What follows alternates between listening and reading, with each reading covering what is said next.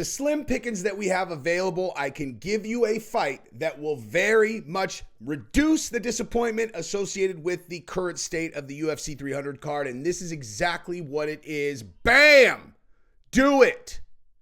Do it. Also, I have a video coming out later today with a blockbuster story about Layla Anna Lee.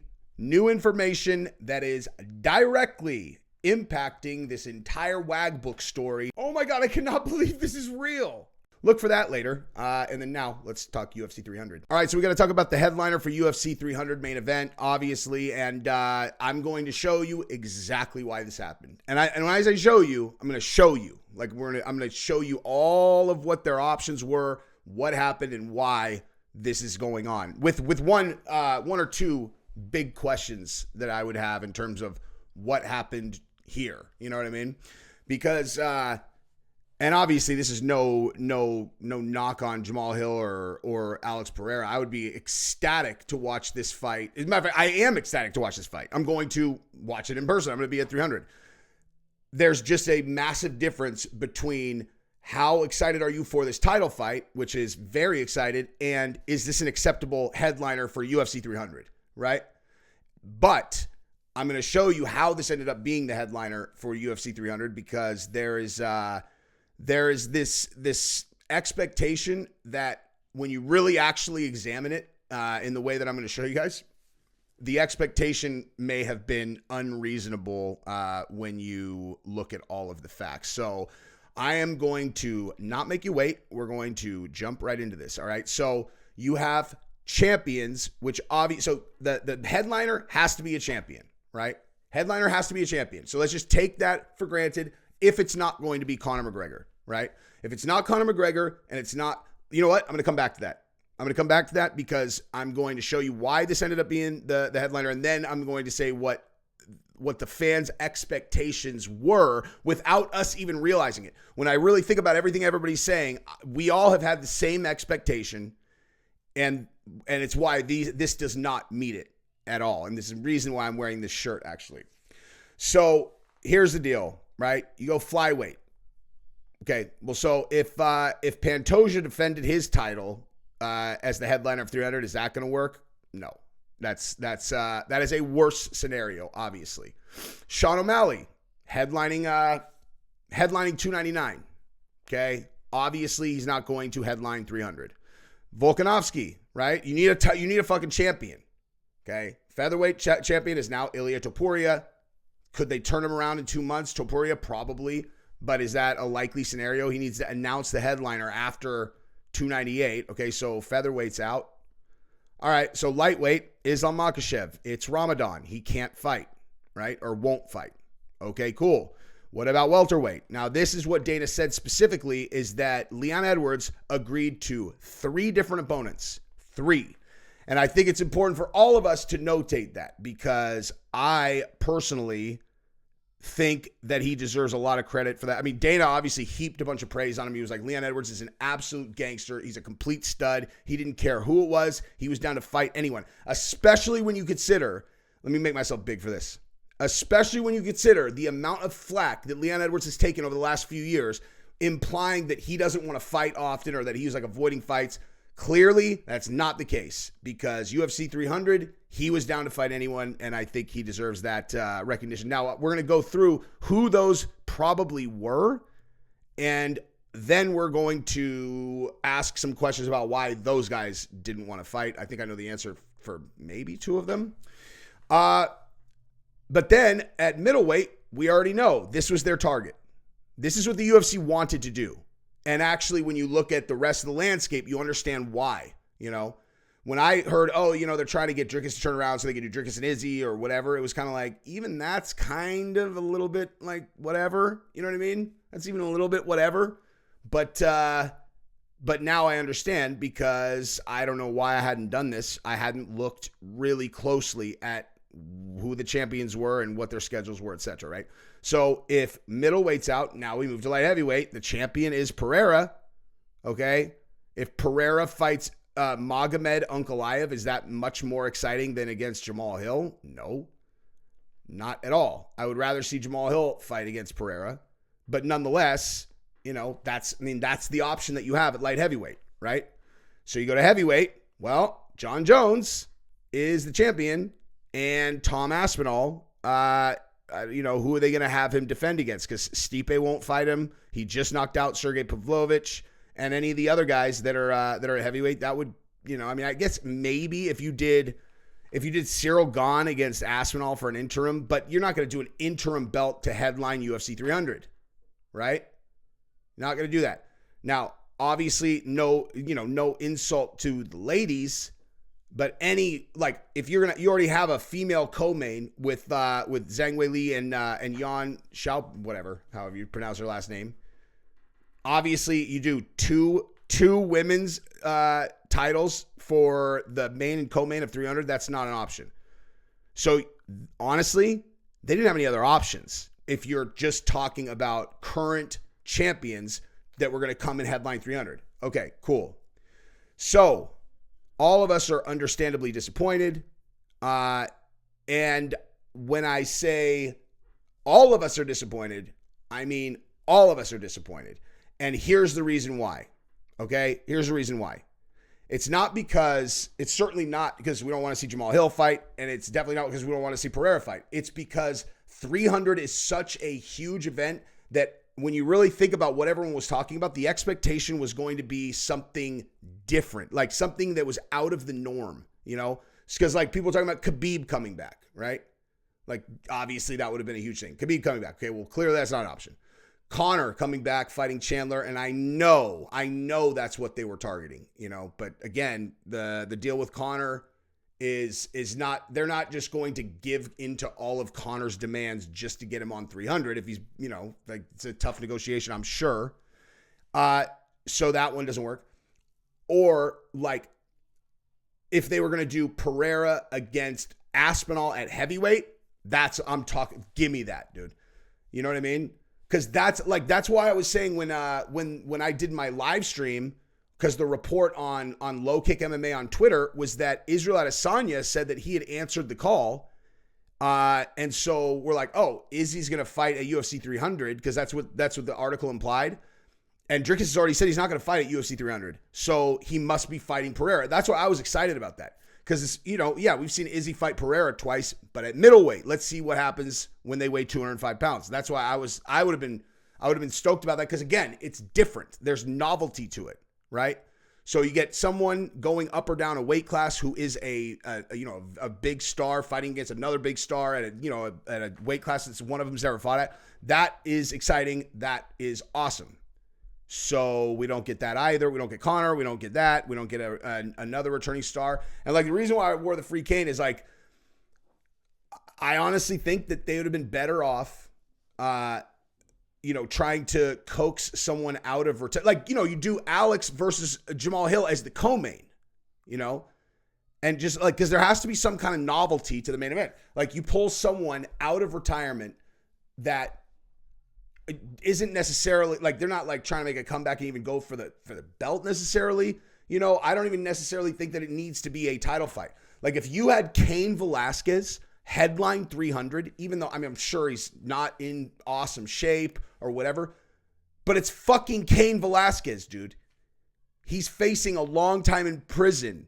300 is a historic event, right? It's the whole point is it's not like other events. It represents something historical with the UFC. It's the 300th event. And so just another title fight, that actually doesn't make sense to me.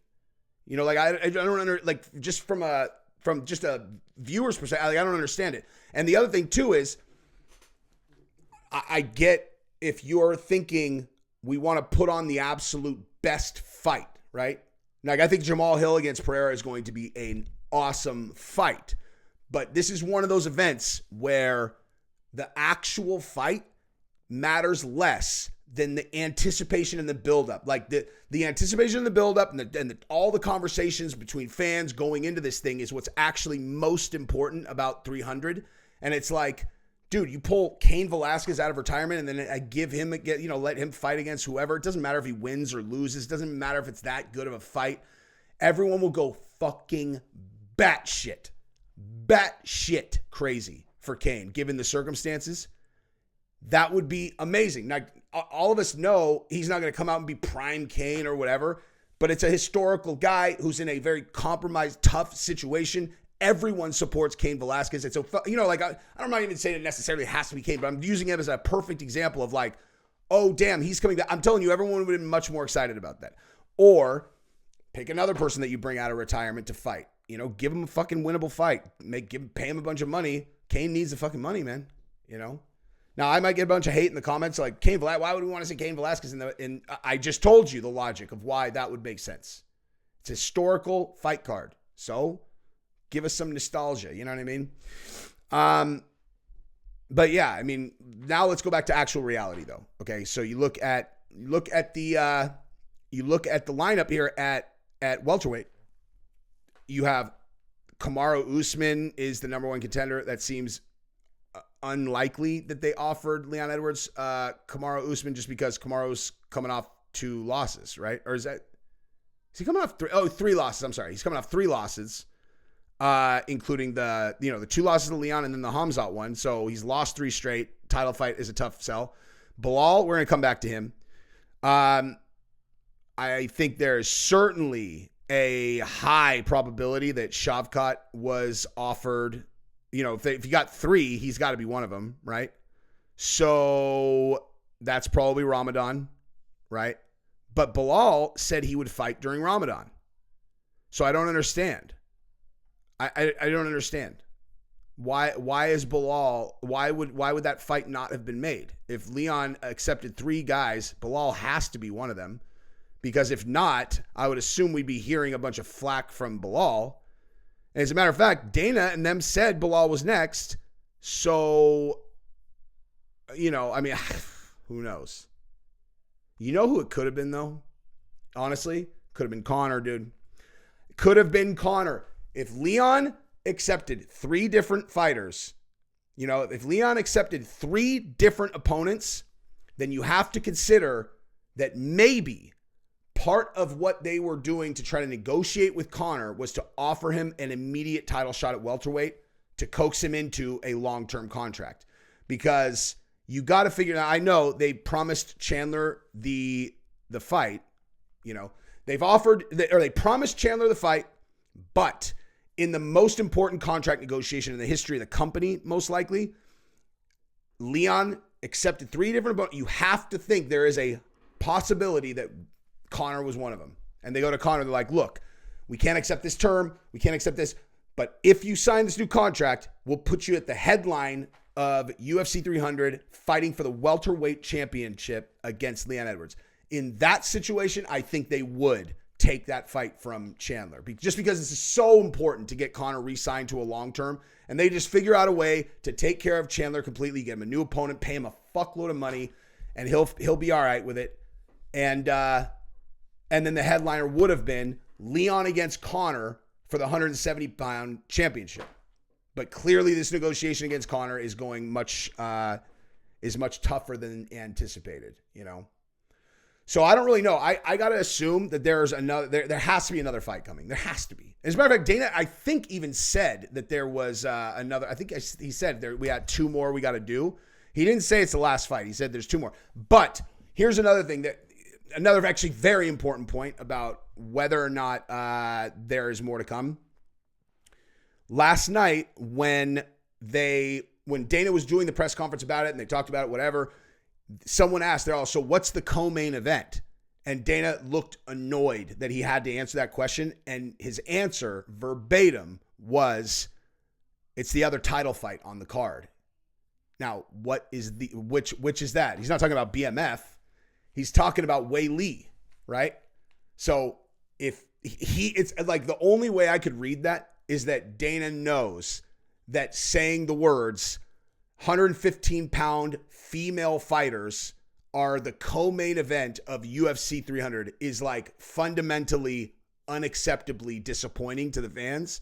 So he couldn't even like get himself to say it out loud, And if there's anything about Dana White, disappointing the fans. He might talk shit to people in the media, but it is incredibly important to him to not do that, to deliver the best show possible. So you got to figure you have to figure that they are still working on things. But, you know, you're coming down to the wire. I can give the UFC a massively valuable suggestion if they want to take it. Take it or leave it. Take it or leave it. You want to save UFC 300? There is a low-hanging fruit layup right in front of you that will change everyone's opinion. Put Sean Strickland on the main card, period. If you put Strickland on the main card against who cares, that will essentially save UFC 300. People will, I'm telling you, it'll almost be a great experiment, you know, just a great experiment. Everyone is pulling their hair out. This is the most diabolically disappointing UFC 300 announcement ever. I knew this fight card was going to suck. I'm personally right now, I'm eating crow. I'm going to be honest with you. If this really is the final card, I mean, the fight card's good, right? The fight card is good. But I will certainly acknowledge that when I started going through all the fights and being like, look, dude, and you compare them to, the expectation was that it was going to get significantly better from there. And it actually did not. The fights that they added after that, except for Jamahal and Pereira, were like, I mean, that's whatever, you know? And like I said, Alex, like Pereira against Hill, I would be very excited for him any other time. Even on this card, it just, if it wasn't the headliner of UFC 300, you know, bottom line. But yeah, I got to expect that they are going to do it. As a matter of fact, if we're going to solve the problems, let's solve the problems. Okay. So like I said, you put Sean Strickland on this card and you are going to nullify the complaints of at least 50% of the fans when 100% of the fans are complaining right now. Okay. So look at that lineup. You got Sean Strickland, Israel Adesanya, Robert Whittaker, Jared Cannonier, Marvin Vettori, Paulo Costa, Brendan Allen. Okay. Pick a guy with a name that Sean Strickland can fight and put him on the main card against that dude. And you will very, very significantly reduce the level of disappointment that people have. Sean Strickland is the biggest star in the UFC now, period. That is just a fact. Okay? As much as the brass might not like it, Strickland is the most popular person in the UFC now. And the people who don't like him hate him. So it's still awesome for the card. So I would say you put Strickland in there against, he's already fought Cannonier. Izzy's not going to fight him because he's going to fight Dricus. Whittaker just fought Paulo Costa, Brendan Allen. It doesn't even matter. I mean, there's not really any great options there. Not really any great options at all. Unless you had someone over here from welterweight who's a big welterweight with a big name. Have them go up a weight class. Oh, man. Oh, man. There it is. Here it is. You want to save UFC 300? You put Sean Strickland against Ian Gary at middleweight on that card. And I know Ian Gary made $55,000 plus win bonus for last night. I think it's fair to say you could afford to pay him much more for the next one, and it would be totally reasonable, right? If that's really what Ian Gary's deal is, he needs a new deal, you know? And I know his management, they're studs. So I would imagine that they are working on it. But that seems like a great fix for everyone. Ian Gary gets a new deal, fights against Sean Strickland at middleweight on UFC 300. Put that on the main card. The buildup for that fight alone will be epic beyond belief. That saves UFC 300, even without pulling any, rabbits out of a hat. Anyway, that's what I got. I love you guys. Subscribe to the channel. Ring the bell. Tell everybody bye.